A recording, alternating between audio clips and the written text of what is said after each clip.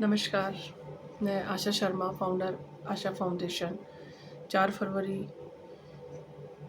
World cancer day के अवसर पर मैं अपनी कुछ बातें रखना चाहती हूँ। कैंसर ये एक शब्द ही ऐसा है जो ज़हन में अगर बैठ जाए तो इंसान का रूप ही बदल देता है। एक भयंकर रूप से फैलती हुई महामारी जो एक उग्र रूप लेते जा रही है, इससे बचाव सिर्फ़ और सिर्फ जागरूकता है।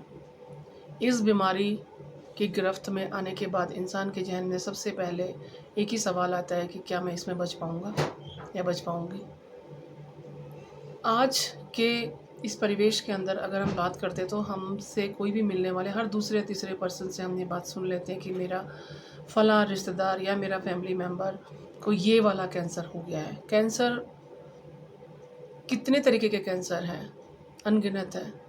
अगर थोड़े से मैं शब्दों में करूँ तो आप कहीं से काउंट कर लीजिए। गले के कैंसर से लेकर टंग का है, ब्रेस्ट का है, चेस्ट में है, लीवर है, किडनी है, प्रोस्टेट है, सर्वाइकल है और न जाने कितने तरीके के कैंसर्स रोज़ एक नया सुनने में आ जाता है। इन सब से जो बचाव है वो जागरूकता है।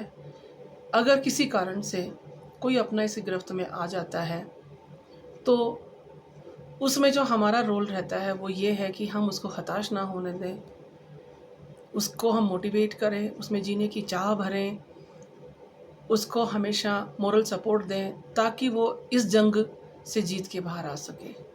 क्योंकि कैंसर वर्ड अगर एक बार दिमाग में बैठ जाता है तो वो ठान लेते हैं कि अब मैं नहीं बचूंगा। दूसरा, ये बीमारी इतनी महंगी है कि बहुत से लोग तो इसका खर्चा ही नहीं उठा पाते हैं। तो उसको लगता है कि मैं तो पैसे से भी गया और इंसान से भी जाने वाला हूँ। तो उसको मैं अपने इस वीडियो के माध्यम से ये अपील करना चाहती हूँ कि ऐसा कोई भी पर्सन हमारे जानकारी में आता है, हमारे परिवार में हो, रिश्तेदारी में हो, मोहल्ले में हो, कहीं पर भी हो, तो हमारा ये फ़र्ज़ बनता है कि हम उसको मोरल सपोर्ट दें, उसको जीने का जज़्बा दें कि वो जिए, वो इस जंग को जीत सकता है। और अगर कर सकें हम किसी की तो फाइनेंशियल सपोर्ट करने की कोशिश करें ताकि वो जो लोग अफ़ोर्ड नहीं कर पा रहे हैं उनको किसी तरीके से हम उसको सही दिशा देकर उसको हम सही ट्रीटमेंट की तरफ उसको ले जा सकें।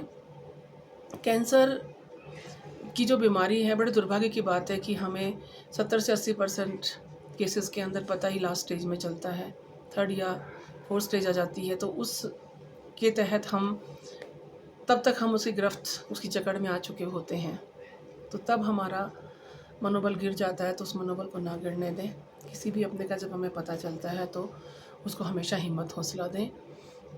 कुछ कैंसर्स के अंदर मैं आपको, क्योंकि पिछले कई साल से मैं इससे जुड़ी हुई हूँ, कुछ चीज़ों से मैं खुद अपने पर्सनल एक्सपीरियंस के साथ में जुड़ी हुई हूँ। मैं इससे जुड़ी, मेरे अपनी सर्जरीज़ हुई। 11 में मेरा यूट्रस रिमूव हुआ, फिर ब्रेस्ट की सर्जरी हुई। बहुत फॉर्चुनेट थी मैं कि कैंसर नहीं हुआ, फाइब्रॉइड था, बट फिर भी अगर लापरवाह होती तो ये कैंसर बन सकता था।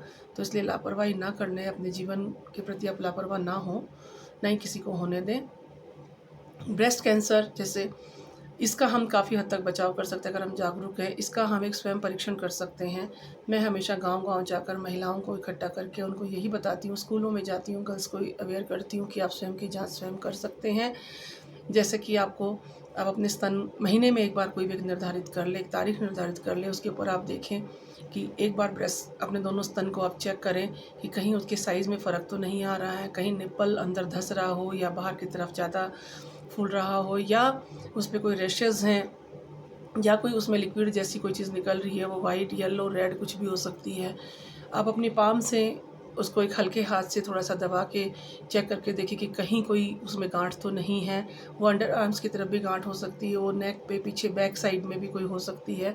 तो आपको जागरूक हो जाएँ, तुरंत उसकी जाँच कराएँ, सोनोग्राफ़ी, मैमोग्राफ़ी, जो भी यथासंभव आगे डॉक्टर की सलाह से वो ज़रूर कराएँ। वही हाल सर्वाइकल कैंसर के लिए है कि हम पिछले कई सालों से सर्वाइकल के लिए लोगों को जागरूक कर रहे हैं कि वो अपना हेल्थ हाइजीन मेंटेन रखें, रेगुलर अपनी साफ़ सफाई का ध्यान रखें, पीरियड्स के टाइम में ख़ास ध्यान रखें ताकि वो इस बीमारी की गिरफ्त में ना आए। कितने ही ऐसे हैं जो लोग अवेयर नहीं हैं और यंग एज में अपनी जान खो देते हैं, कभी डिलीवरी टाइम में, कभी कैसे, तो उनको पता ही नहीं होता कि कारण क्या थे। तो मैं गाँव में जब जाती हूँ तो वहाँ लोगों को अवेयर करती हूँ, सैनिटरी पैड के यूज़ के लिए उनको उत्साहित करना, पर सैनिटरी पैड्स के क्या दुष्प्रभाव है, उनको फेंकते टाइम उनको डिस्पोज ऑफ करने के तरीके भी बताना। लेकिन गाँव के अंदर अगर आप पहुँचते हो तो उन लोगों की तो अप्रोच में ही नहीं आ पाते हैं।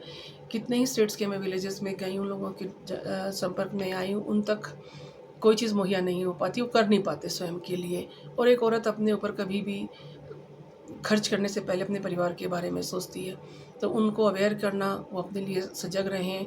तो मैं संस्था की तरफ से उन लोगों के लिए रीयूजेबल पैड्स पे भी काम कर रही हूँ, ताकि उन तक वो कपड़े की पैड मुहैया कराई जा सके जिनकी लाइफ 2.5 से 3 साल है, अच्छे से वॉश हो जाती हैं, स्टेन फ्री हैं, तो उनसे वो पाकर वो बहुत खुश हैं, ताकि वो थोड़ी जागरूक हो सकें। अब क्योंकि सर्वाइकल की वैक्सीन के लिए मैं बहुत टाइम से हम लगे हुए थे, लेकिन वो हर आम इंसान की पहुंच में नहीं थी प्राइवेट सेक्टर के अंदर।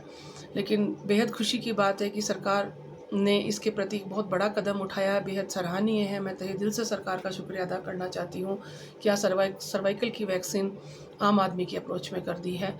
तो अब हम सब का ये एक मकसद बन जाता है, हम सब इस मुहिम में जुड़ें और गांव-गांव जाकर अपने परिवार के लिए भी, पड़ोस के लिए, मोहल्ले के लिए सबको हम सजग करें कि घर में 9 साल से ऊपर जो भी बच्चियां, बालिकाएं, महिलाएं, उन सबको ये वैक्सीन लगनी बेहद अनिवार्य है, ताकि वो खुद को बचा सकें। इसी तरीके से किसी भी तरीके का जो कैंसर है, उन सब के बचाव संभव है। तो आप सब पॉजिटिव एटीट्यूड रखिए, लोगों को मोटिवेट करिए, मोरल डाउन ना होने दें।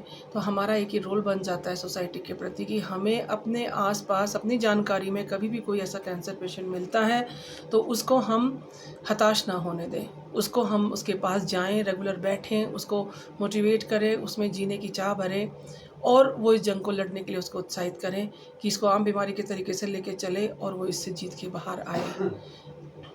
डॉक्टर्स अपना काम करते हैं, लेकिन हम एक नॉर्मल इंसान भी अपना एक रोल प्ले कर सकते हैं और उसका जीवन हम सुंदर बना सकते हैं। तो आज 4 फरवरी के दिन लोग अपने अपने तरीके से अपनी अपनी मुहिम को आगे लेके जा रहे हैं। तो मैं भी आज इस वीडियो के माध्यम से आप सबसे एक वादा लेना चाहती हूँ और खुद से वादा करती हूँ कि मेरा जो समाज के प्रति जो रोल है, एक स्वस्थ समाज के निर्माण में, वो बखूबी निभाऊंगी और आप भी निभाएंगे, ताकि अपने परिवार का ध्यान रखते हुए हम अपने चारों तरफ खुशहाली रखें, सब अपना यथासंभव प्रयास करें और खुद का भी ध्यान रखें, दूसरों का भी ध्यान रखें। Thank you so much. आप खुश रहें और खुशियाँ बाँटें, स्वस्थ रहें और एक स्वस्थ समाज के निर्माण में अपना योगदान दें। God bless you all. Thank you so much.